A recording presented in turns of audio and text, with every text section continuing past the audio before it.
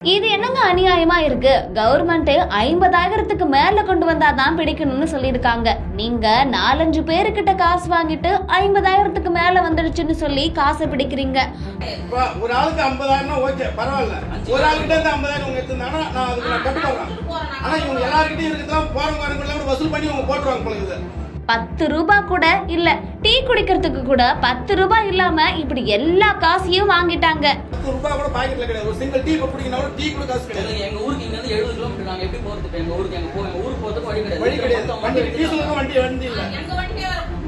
திருப்பத்தூர் மாவட்டம் வாணியம்பாடி அடுத்த காவலூர் பகுதியை சேர்ந்தவங்க சுப்பிரமணி.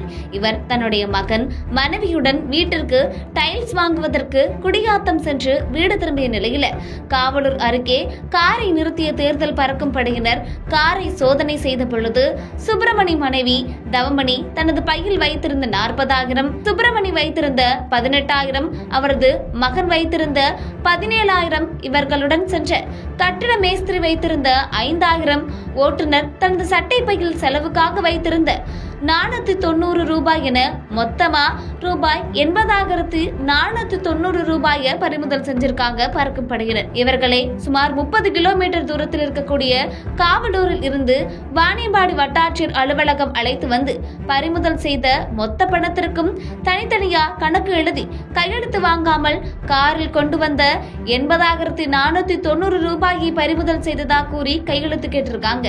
இதனால ஆத்திரம் அடைந்த சுப்பிரமணி, அவங்களுடைய மனைவி தவமணி ஆகியோர் தேர்தல் பறக்கும்படை அதிகாரிகளிடம் கடும் வாக்குவாதத்தில் ஈடுபட்டிருக்காங்க. சுப்பிரமணி மனைவி தவமணி தான் எப்போதும் தனது சேமிப்பை தனது பையில் வைத்திருப்பது வழக்கம் எனவும் தனது கணவர் மற்றும் பிள்ளைகள் கொண்டு வந்த பணத்திற்கும் எனக்கும் என்ன சம்பந்தம் என கூறி வாக்குவாதம் செஞ்சிருக்காங்க.